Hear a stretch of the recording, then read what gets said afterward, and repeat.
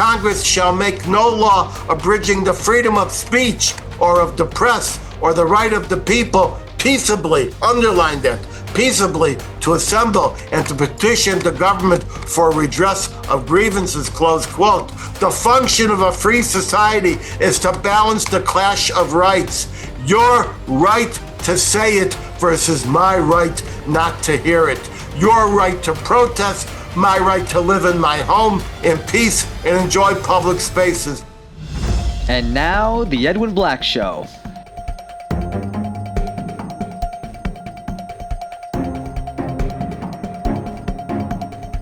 Sponsored by the books of Edwin Black, available on Amazon and at booksellers worldwide. And now, here's Edwin. Hello, this is Edwin Black, investigative journalist, historian, and human rights author of 325 editions in 40 languages in 190 countries worldwide, including IBM and the Holocaust, War Against the Weak, and my latest scoop book, Israel Strikes Iran, as well as a bold new 15th anniversary edition of Nazi Nexus, soon to be a major documentary. Ours is a show for opinion makers and decision makers, not mass clicks, so subscribe for alerts at theedwinblackshow.com. If you want to support our work, we need your assistance. Please visit theedwinblackshow.com/support. Your help, big or small, assures our complete and utter intellectual and uncensored journalistic independence. Go to theedwinblackshow.com/support. Keep us independent. Do it right at the end of the show. Today's episode is made possible and sponsored without any preconditions, requests, or stipulations by my bold new 15th anniversary edition of Nazi Nexus, a powerful one indeed. Available everywhere across the planet in 12 paperback, hardback, electronic, and audiobook editions, and co-sponsored by members of the Jewish community of Southern California. Hi, guys. That said, remember, I only speak for myself, and the same goes for any of my guests. Today, we welcome viewers from across America, including our 4 watch parties in the Villages, Newton, Mass., Chicago, and Tampa Bay. Overseas, I see viewers logged on from most of our usuals. We got Australia, New Zealand again, Great Britain, Canada, Germany, Holland, France, Poland, Romania now, Hungary, Argentina, Brazil, Mexico, and our big one in Panama, plus Israel and other countries. The Edwin Black Show, along with our YouTube site, speaks frankly and without tremor to a fragmented world seeking better understanding of our tormented past, our present very, very tense, and a turbulent future still uncertain. By the way, stay tuned for my special word of wisdom at the very end of the show, just before I sign off. We'll get to our disruptive main topic in about 10 minutes after these burning items. Item 1, the Qatar threat. The Qatar threat continues to be a major focus for us, and Qatar is the major radicalizing funder on our college campuses. Look at Chicago's Northwestern University, which has a campus in Qatar. Northwestern's former president, Michael Schill, has admitted that the university contract with Qatar forbids any criticism of the nation of Qatar or its royal establishment. Even Northwestern family members cannot criticize. The operative clause covers both the Northwestern campus in Illinois and its satellite campus in Qatar. And here's the clause that I'm going to quote. Northwestern and Northwestern Q for Qatar and their respective employees, students, faculty, families, contractors, and agents shall be subject to the applicable laws and regulations of the state of Qatar and shall respect the cultural, religious, and social customs of the state of Qatar. Close quote. Qatar's penal code criminalizes any criticism or unwanted comments. For example, let's get specific. Abdullah Ibhais, a Jordanian media worker for Qatar's 2022 World Cup, was sentenced to 5 years in prison and actually served 3 of the 5 years after he expressed concern about the government's appalling treatment of migrant workers. A Northwestern student in Qatar, meanwhile, was reportedly arrested over a tweet.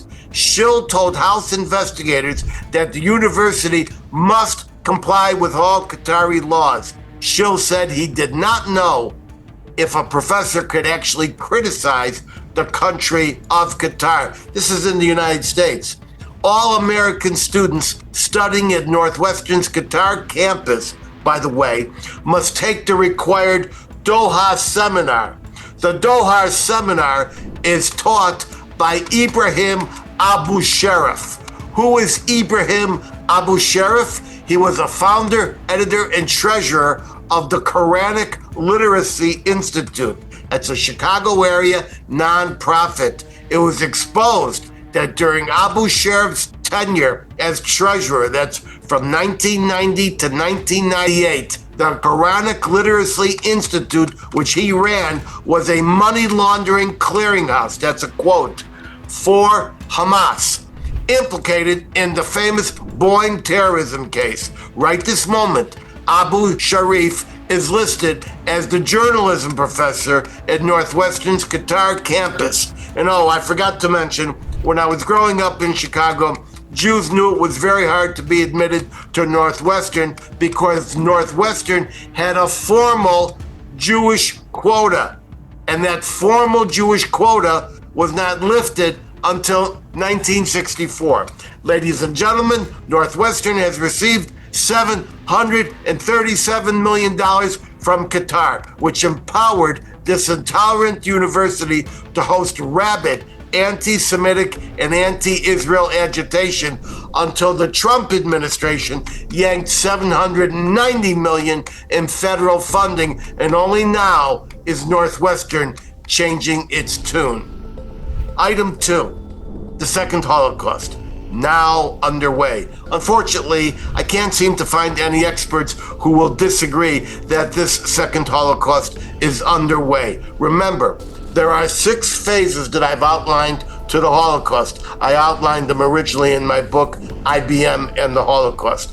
The 6 phases are identification, exclusion, pauperization, ghettoization, deportation, and only then extermination.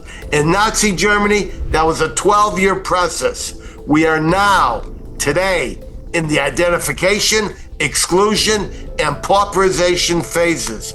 Remember, please, that this is a worldwide process, and we in the United States have our hands full right here in America as we fight the Democratic Party that has been seized by anti-Jewish and anti-Israel waves.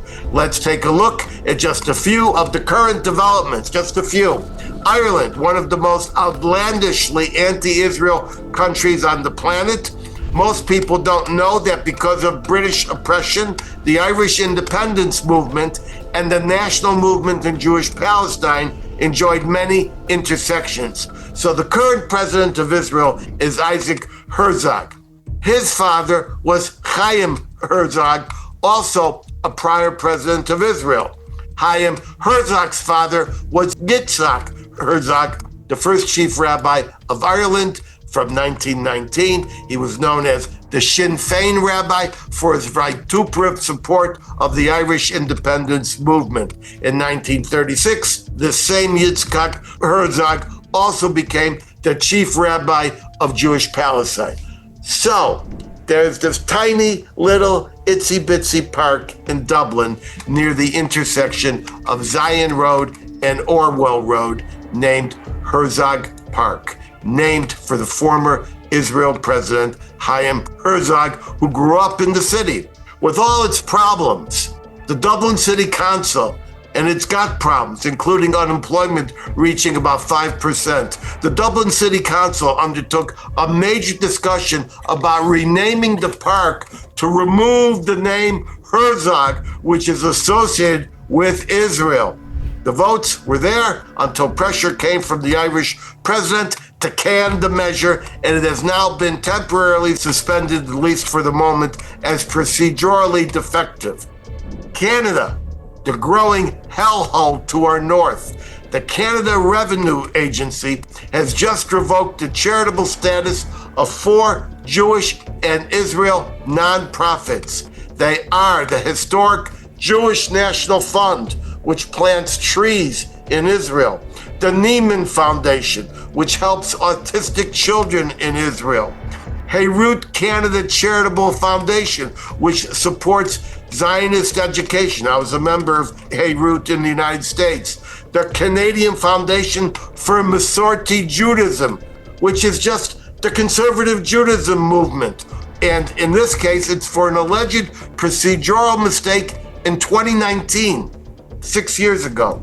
And the Mazel Charity Fund for bookkeeping errors in 2011.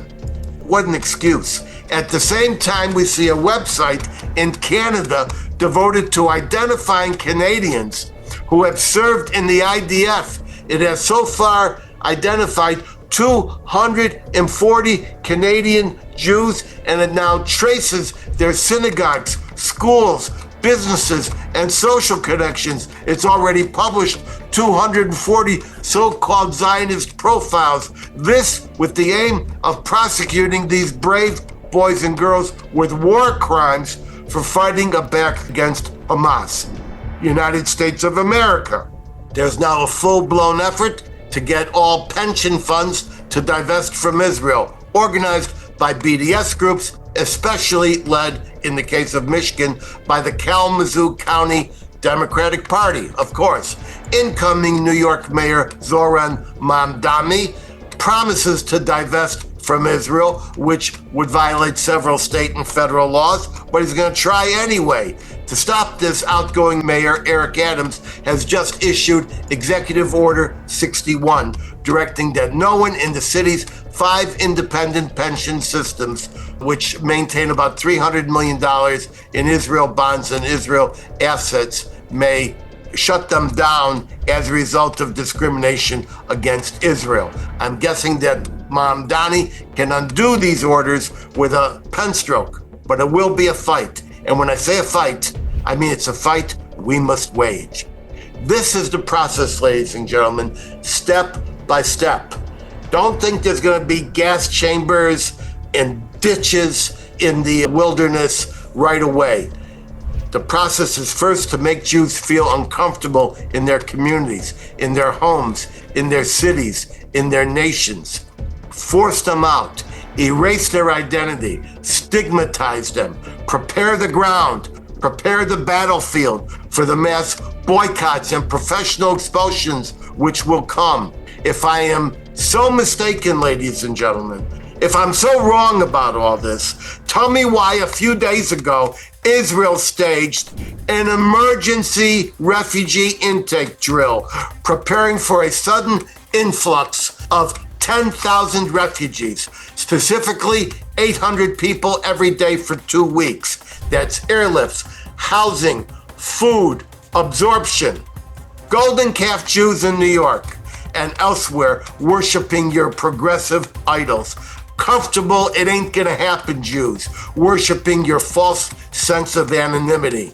Hear me well, they will find you, you confused, misinformed, intellectually blinded ones, they will find you. Wake up, it's Jabotinsky time, and I'm begging everyone to please make me wrong.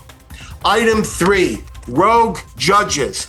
America is juridically ruled by approximately 1,800 federal judges and approximately 30,000 state judges and any number of municipal judges. Many of these are rogue judges, biased judges, unqualified judges, especially federal magistrate judges who hear a lot of motions. Most of these federal judges are so-called blue slip appointments. This means that while the president appoints them and then CNN gets to say a Trump-appointed judge, really it's the local senator, Democrat or Republican, who actually controls the actual appointment by signing a traditional blue slip of approval. You can actually see this on the government website at the Congressional House and Senate. This blue slip process traces back to the corrupt days of racist good old boy President Woodrow Wilson, 1917, as he protected Jim Crow judges in the South. But by now, we see this process has resulted in an out-of-control judiciary. Many of these blue-slip judges are chosen for their local political donations or their DEI qualifications rather than their acumen in jurisprudence. Once in the system, they rise through the ranks and infect the entire judiciary. We hear them pontificating from the bench, scolding the administration, and forcing innumerable costly and time-consuming appeals to the Supreme Court. In the process, destroying the public's ability to enjoy the dispassionate rule of law. The worst of these judges, in my opinion, and there's plenty of them, is James E. Boasberg, Chief Judge, United States District Court for the District of Columbia. Boasberg was the FISA court judge, the secret FISA court judge, who let the falsifying attorney in the Russia hoax get off with a slap on the wrist, and he's now practicing law after submitting a fallacious report, which he admitted to. We now discovered that this same Boasberg was the man who signed the secrecy orders on hundreds of phone records and other subpoenas on Republican members of Congress in Biden's illicit Arctic Frost political investigation. Boasberg claims he just didn't know these hundreds of requests in Arctic Frost were from members of Congress. Are you kidding me? Anyway, a month ago, Representative Brandon Gill from Texas' 26th District entered formal articles of impeachment against Boasberg. When he did, Gill stated, quote, Judge Boasberg was an accomplice in the egregious Arctic Frost scandal where he equipped the Biden DOJ to spy on Republican senators. His lack of integrity makes him clearly unfit for the gavel, close quote. We also see something very interesting. The Judicial Accountability for Public Safety Act of 2025, that's H.R. 5649, sponsored by Representative Tim Moore. He's the Republican from North Carolina.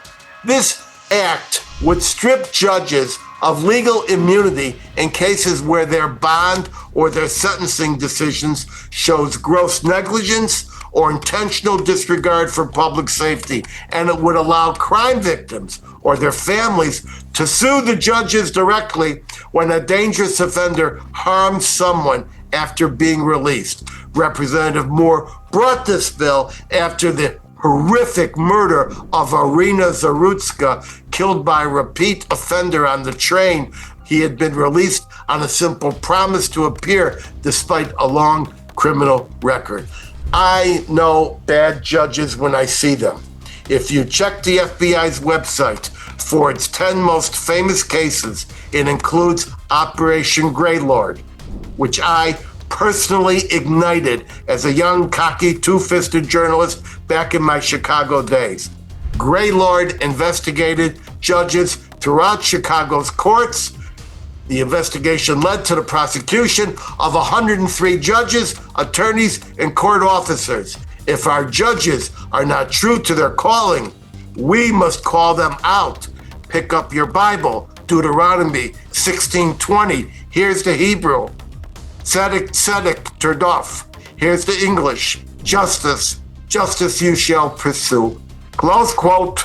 And that's quite a segue in today's apple cart upsetting episode. Ladies and gentlemen, I submit we are under siege by an outlandish Frankensteining and monsterization of our cherished rights to free speech and free expression. Make no mistake, I am the embodiment of a free speech warrior. I've thrown every journalistic punch at every conceivable journalistic target and fought for a free press, a free speech, and the right to protest. But free speech, one of the beloved Promethean entitlements, it is.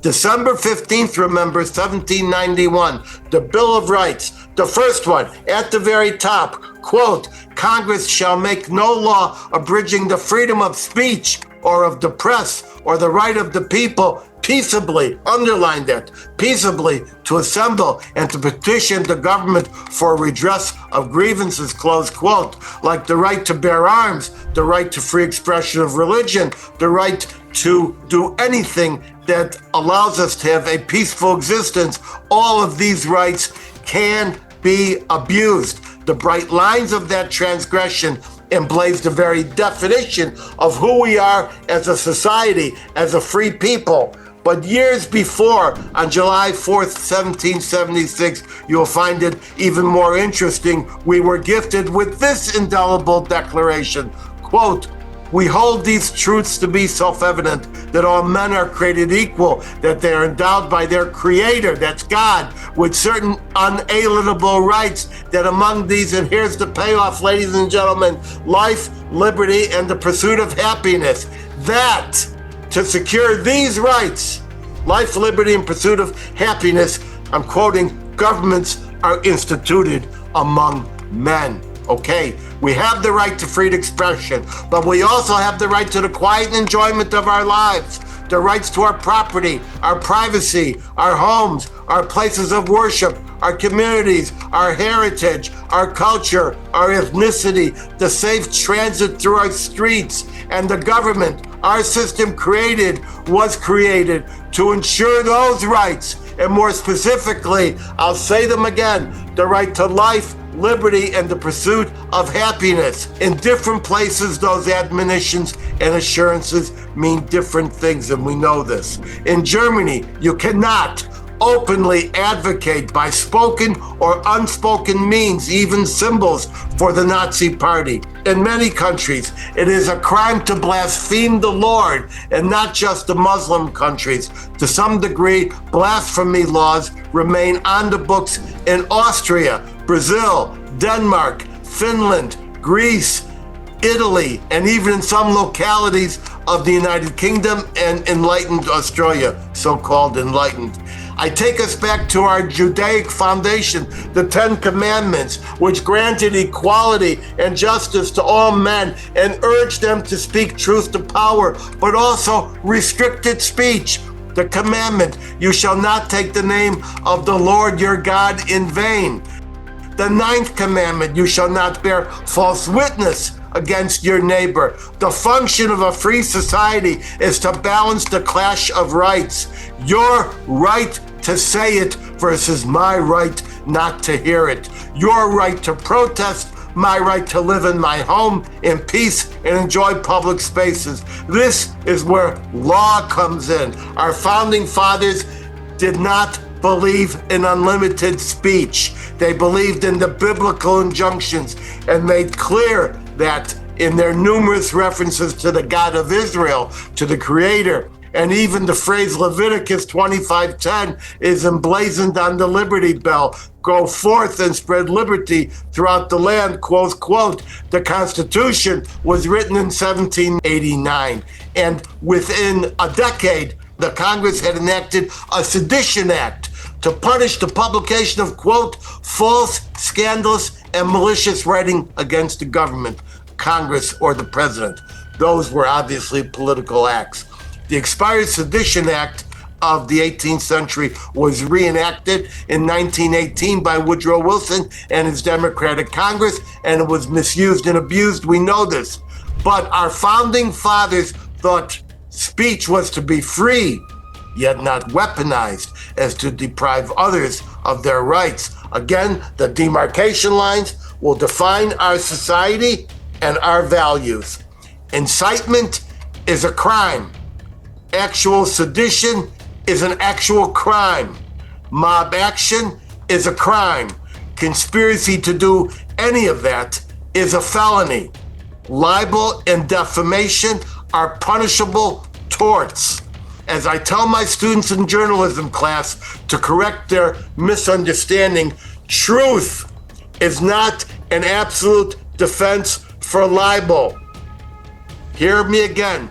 Truth is not an absolute defense for libel. If I say right now that Senator Smith did not rape a girl last week and has not raped a girl all year, That is a completely truthful statement set forth to conjure a lie and to damage Senator Smith. Likewise, if 6 Democratic senators, the seditious 6, asked the military to not obey illegal orders, knowing that all orders under the law are already presumed to be legal when given, then they are committing seditious, mutinous conduct intended to disrupt the government. They are not protected by the speech and debate clause. And they, as well as their staffs, and this is key, and their funders who are aware of it and enable it, should be prosecuted and punished. And I think we will see that very, very soon. So where are we now? We see small bands of protesters in many places closing highways with the foreseeability of causing death, destruction, and anguish, blocking access to synagogues, erecting hate speech to force Jews out, as they did in Germany in the 1930s, and they did in the American South, to keep black folk in line. And when I say black folk in line, I mean the back of the line, and in many instances, the back of the bus. To me, it does not matter if you wear a Klansman's hood, a Palestinian keffiyeh, a ski hood, or a surgical mask. I say no more masks in public without a medical writ, and no mask at protest. That's the clash of rights, and you will give up that right if you wish to keep your mask. Right now, today, 23 states and Washington, D.C. have laws that limit face coverings in public spaces, and many jurisdictions are considering more of such laws. Generally, anti-masking is most often prohibited when committing a crime. For example, California Penal Code, Chapter 8, Sub 185, quote, "It shall be unlawful for any person to wear a mask, false whiskers, or any personal disguise, whether complete or partial, for the purpose of evading or escaping discovery, recognition, or identification in the commission of any public offense." And these crimes include misdemeanor, they include riot, and they include unlawful assembly. I know the history of protest, and my first bestseller, The Transfer Agreement, detailed the anti-Nazi boycott movement in the United States and worldwide. I know the civil rights protests were mainly dignified.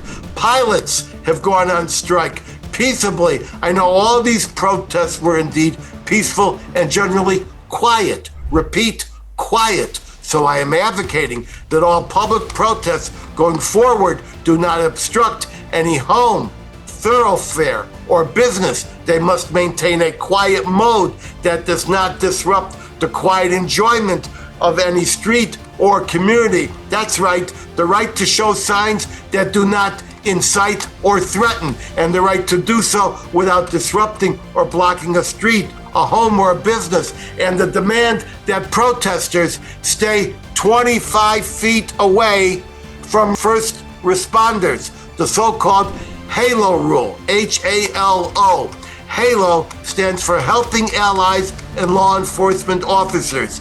If you're in Florida, Harvey, you're one of them, you will recognize that everything I just said is already enacted in that state. It's called the Florida Protest Laws and involves numerous sections such as Section 185, which protects religious activities and locations. And if you're anywhere in this country, you know the Federal FACE Act protects reproductive clinics, and in Chapter 2, it also protects religious locations.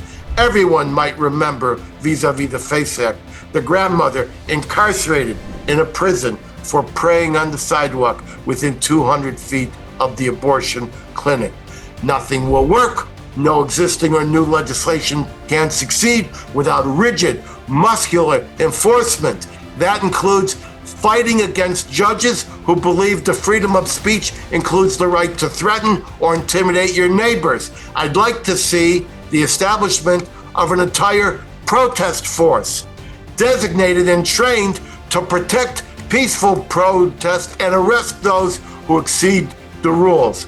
We are about to lose our country to those who wish to use our freedoms against us, an old trick of the communists, the Klan, the Nazis, and now the anarchists and the Islamists who have joined forces. Unless we do an abrupt about-face, we are speeding into a flaming wall of self-destruction, as so many other societies have done before us. Yes, we can have peace and peaceful protest.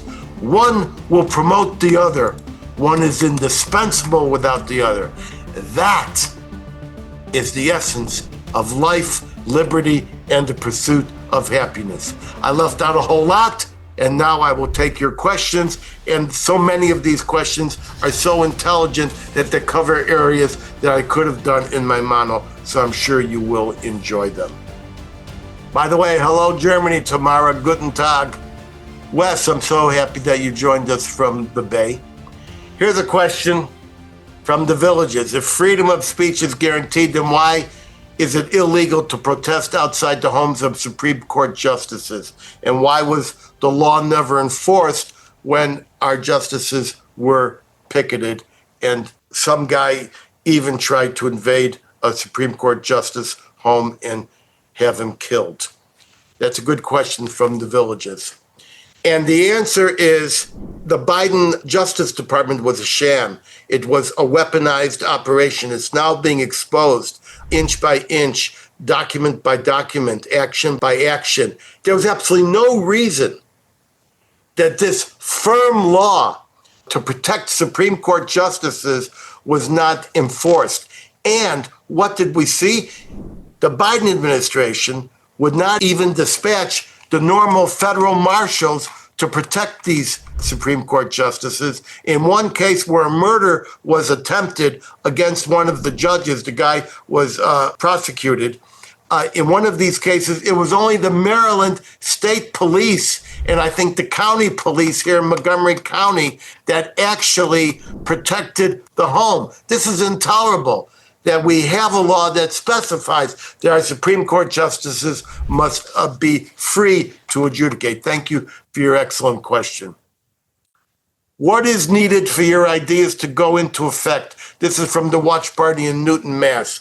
A, we need to be serious about enforcement. We need to be serious about protecting the right of peaceful protest. And we need to protect the rights of people who have the right to drive on a street, go into a library at Columbia University, go into the synagogue in Manhattan, go into the synagogue in Los Angeles. In both Los Angeles and Manhattan, synagogues were under attack in recent days. Complete violation of the FACE Act Chapter 2, and I believe those offenders are being investigated right now. I cannot tell you what's going to happen once Mamdani gets into office, except he cannot obstruct a federal investigation or is going to find himself being prosecuted. So we need to be serious about this. I'd like to see a protest force. Just as we have riot police, we have SWAT police, we have transit police, we have, for instance, we have parking police. I'd like to see a group of people specialized in identifying the rights of peaceful protest. That would include the right of Jewish people to protest or to assemble, let's use the word assemble, to express their solidarity with Israel without being attacked. That would include people like students supporting Israel, SSI, on campus, to assemble at a normal table without being attacked. I'd like to see that, and I'd like to see enforcement. We already have incitement laws on the books. We need to enforce these. And if we don't enforce these, ladies and gentlemen, our country is going to collapse. It's collapsing now. It's not going to get back together.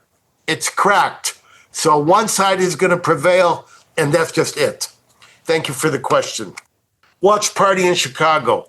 Where are you on Black versus Virginia? Well, it's a very intelligent question. Black versus, I was on the side of Black versus Virginia. Bruce Black, no relation, thank you very much. And Bruce Black, the end of the last century, wanted to burn crosses like the Ku Klux Klan did. And the question was, could he burn a cross as a freedom of speech, freedom of expression, if all he was doing was trying to express himself, even though that intimidated local black people in Virginia.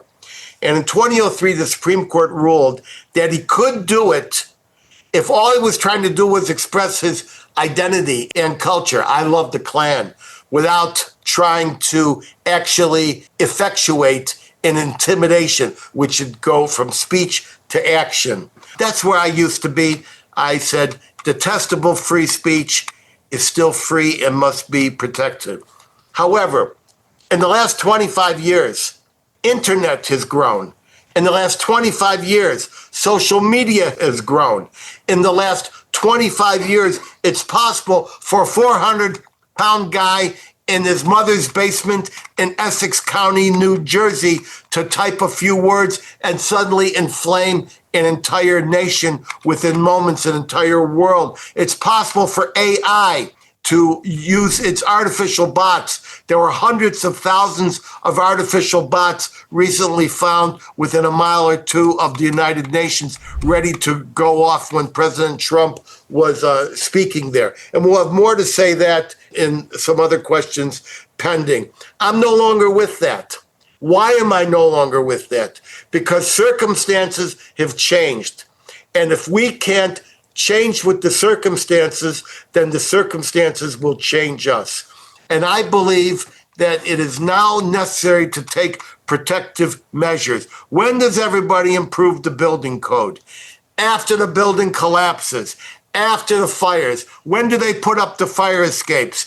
After the famous fire in New York, the Union fire, where there were no fire escapes and people had to jump to their death. We've had enough violence. We've had enough incitement, and it's all lies.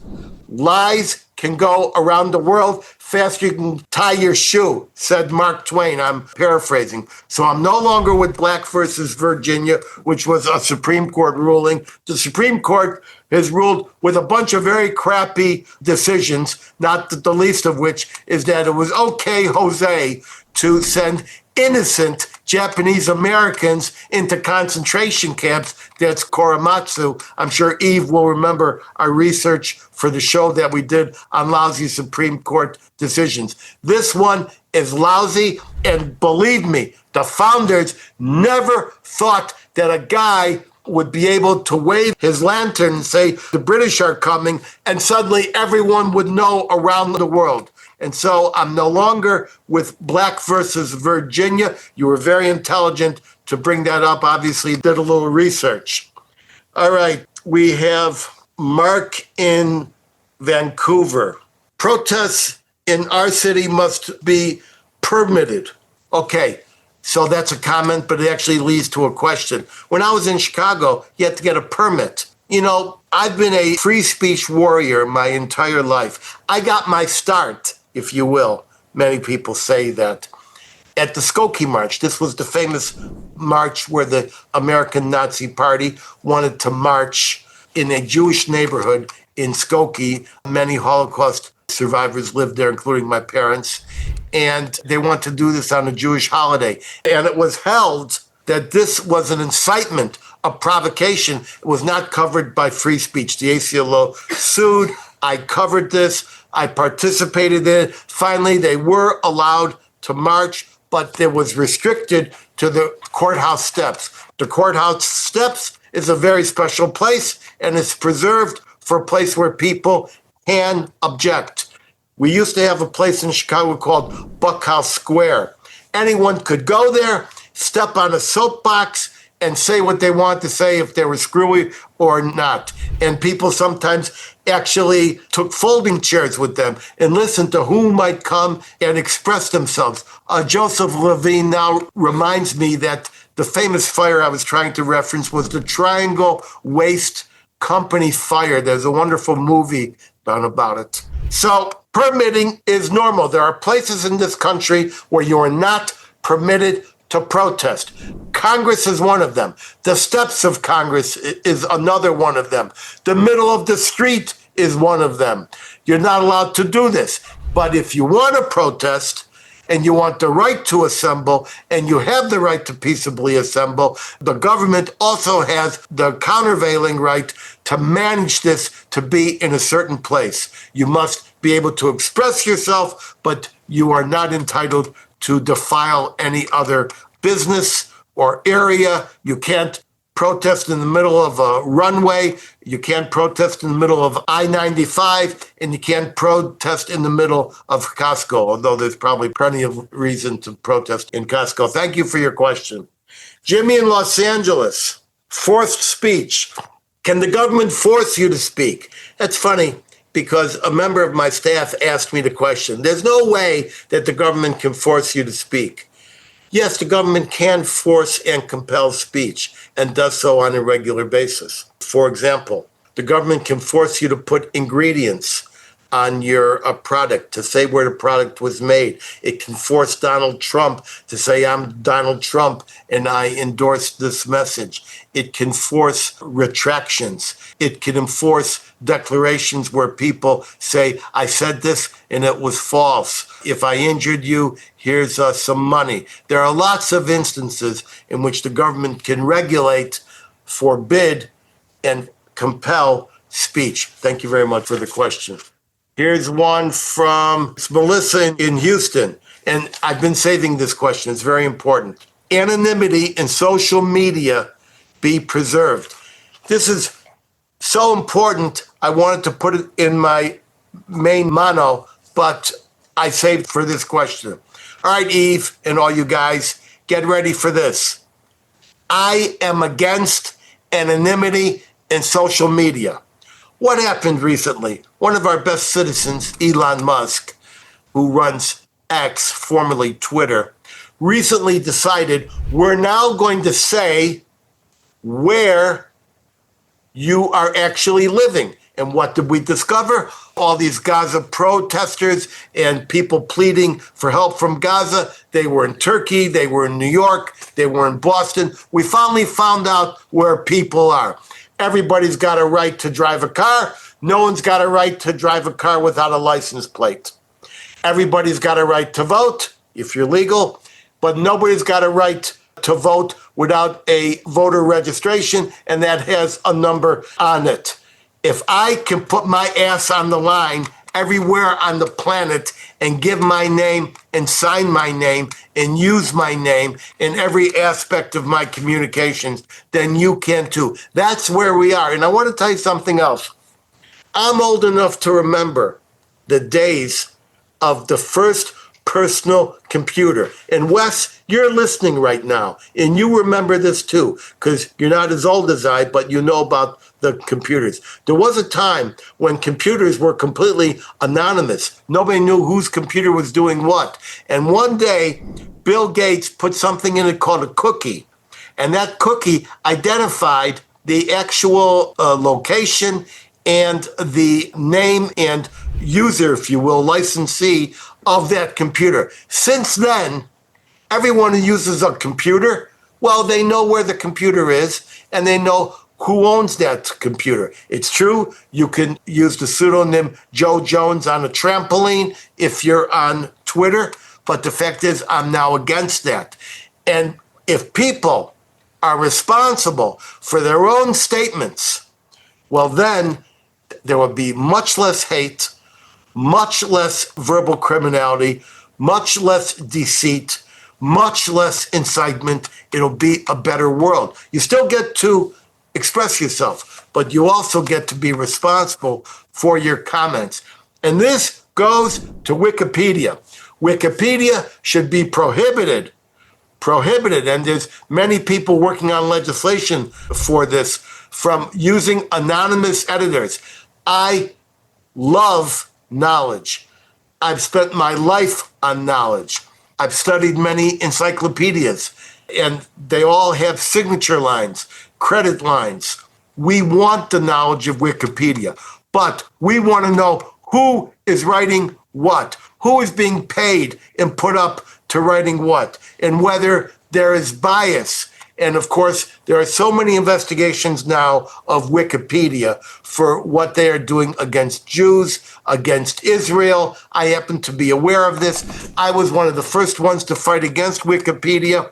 The famous Wikipedia investigation that I did, the dumbing down of world knowledge, Wikipedia.